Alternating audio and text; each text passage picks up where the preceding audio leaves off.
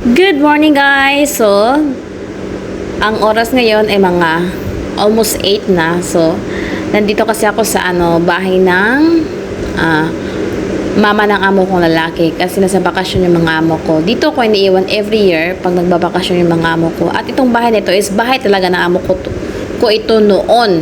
Nung first time ko pumunta dito sa Kuwait, dito talaga ako unang pumunta hanggang lumipat kami dun sa Cordoba kasi nga maliit ang bahay lang dito, isa lang CR tapos tatlong anak niya, tapos pag-school para mahirapan sila, kaya lumipat kami sa nagre-rent sa ng ibang bahay dun sa Cordoba. So itong kwarto to ng amo ko noon. So may kwarto dito mga katulong, kasi naman kaming tatlo, pero yun nga para kasi hindi naman din kasi ito ginagamit. So dito ako pinapatulog ng amo ko or ng mama ng amo kong lalaki. Dito ako pinapatulog niya. Kasi naman, parang stock room na din siya. Ginawang stock room. Then inaayos ko lang para may space ako sa aking mga gamit at tulugan. So yan, inaayos ko lang siya para may mapapahingaan ako. So ngayon ay nagising na ako. Normal. Siyempre nakikita nyo naman, tumatayo na ako. So, yan, liligpit ko muna yung mga higaan ko, ayusin ko para if in case na may pumasok or pumasok yung mama ng amo kong lalaki, is malinis yung kwarto ko. Kahit madami siya mga stack sa gilid-gilid niya, maraming mga mga gamit na nakabalot, dyan nilalagay. Then, okay lang. So, ngayon, pipili muna ako ng uniform na susutin ko for today's video sa araw na ito. Yan, namimili ako ng uniform na gusto kong suotin. At saka, mamimili din ako ng maskara sa aking pang-itaas at pang-ibaba. So, ayan yung isang kong maskara na sa ibabaw ng malita. Linti kuray. Maskara ko sa pang-itaas. So, ayan, parang nakapili na ata ako ng uniform na susuotin ko for today. So, yan, ang pipiliin ko naman is yung panloob ko. Yan, t-shirt. Kasi kailangan talaga mag-t-shirt kasi alam mo naman ako, mabilis lang ako madapuan ng hangin. Yung maghangin ako, kinakabagan ako. Kaya nasanay na ako dito na dapat talaga may panloob akong nilagay na mga t-shirt. Kasi aircon dito, pag nakapasok sa aircon, mahirap na pag makabagan ka, mapasukan ka ng kabag. Diyos ko, ang sakit-sakit pa naman. Parang hindi ako makahinga. So, yun. May inayos na ako dyan. At magdadala na din ako ng ipit para in case na matapos na ako maligo, iniipitan ko yung buhok ko para, alam mo naman dito kasi, wala namang masyadong lalaki dito. Ang lalaki isa sa taas lang.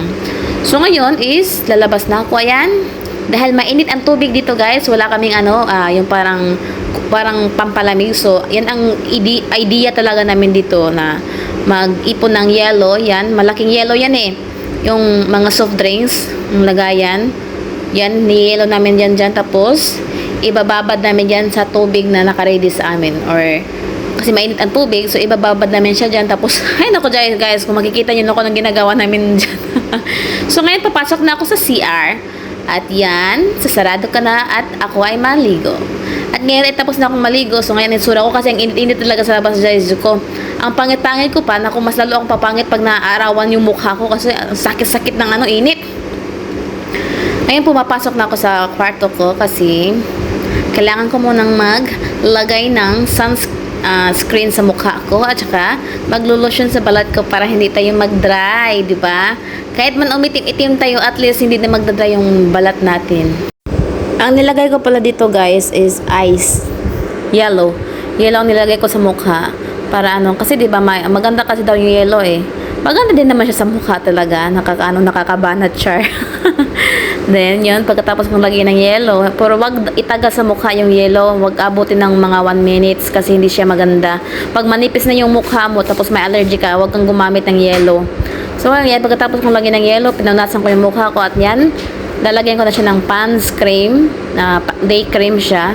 Kasi may to siya pang sunscreen protection. Pero 15 lang siya, 15. Hindi siya as in mataas. Pero okay na din yun. Yan na rin kinasanayan ko kasi noon high school pa ako, ganun na ang ginagamit ko talaga, pants na talaga. Hindi na, kasi pag gumagamit ako ng iba, hindi ako hiyang. Kaya dyan ako nahiyang. Kaya yan namin i-maintain ko talaga sa high school pa lang ako niyan. Yan na. So ngayon nagsusuklay na ako para aayusin ang buhok kasi dito kasi ayaw ng matanda na naglulugay ka ng buhok na basa, ayaw nila. Hindi katulad ng amo ko dun sa kabila, okay lang na nakalugay yung buhok kahit basa, pero dito ayaw nila, ewan ko ba kasi baka isipin kasi nila yung mga pagkain malagyan ng buhok, samantalang ang buhok minsan may makikita kami buhok sa pagkain, sa kanila naman yun. So ngayon pumunta na ako dito kay Tony na area. Tony yung parrot ko, alaga kong parrot yan, si Casco, nilinisan ko yung ano niya, paligid ng bahay niya. Tapos lalagyan ko ng smat. Yan.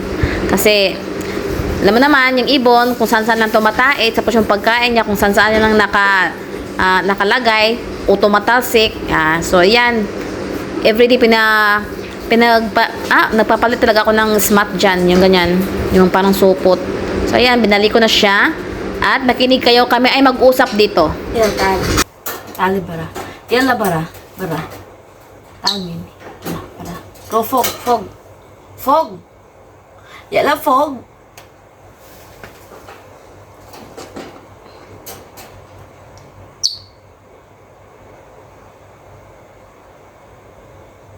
Sinusok telepon. Raya la fog. Fog. Raya fog. Ano sabi hada? Lilinisin ko yung tubig mo, may tae. Sige na. Tone. Saka na dali ba?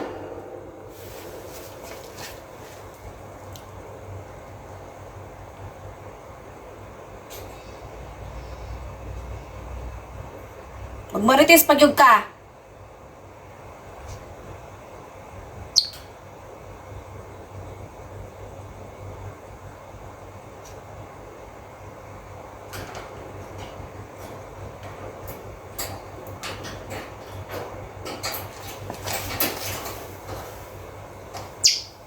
Lang ngayon kayo.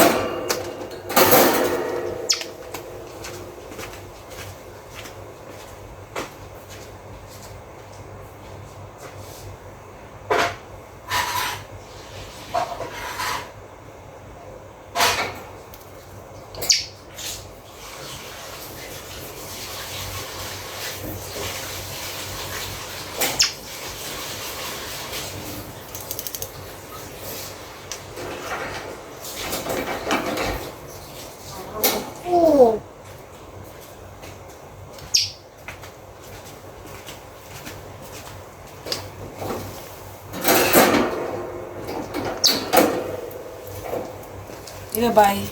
Vol, Casco. Masukol? Masukol? Hello guys, dito guys, hindi kami medyo magkasabay mag-almusal kasi yung isa busy pa. Ako wala masyadong work, tumutulong-tulong lang kasi yung isa naman kasi gusto niya magtrabaho doon sa loob, siya lang talaga. Tapos yung isa naman tulog pa. Iba-iba mo namin dito. Kaya ang ginagawa lang namin ito is tulong-tulong lang. So ngayon ay nag-iinit na ako ng tubig kasi mag-aalusal. Kada umaga hindi ako masyadong kumakain ng kanin. Dahil lang tinapay tsaka nagkakape. Pero pagkasama ko sila, nagyayaya sila kaya nadadamay din ako. Pero ngayon dahil wala kaming kanin, so hindi kami nagkakanin. At dito naman guys is nagpe-prepare na ako ng pang-lunch namin. At ang ulamin namin is piniritong tilapia. Tilapia ata to, hindi ko alam. Kung tilapia, ito naman talaga laging binibigay ng matanda dito na ulam namin pag mag-ulam kami ng isda yan. Minamarinate ko, tapos pagkatapos kong marinate, ipiprito ko siya. And then, time to eat na. Guys, lunch namin ngayon. Puno-puno ng rice. Bakit na zoom? Naman. Yan. Ito ulam namin. May toyo. Tsaka yung penaretto. It's ready to eat na. Makalat mo na ang misa kasi kakain kami. May papaya kami nadala ni Joy. I-record ko pa di ba? Kaya walang sounds. Paano ka mag-record? Bakit? May record ka ba dyan?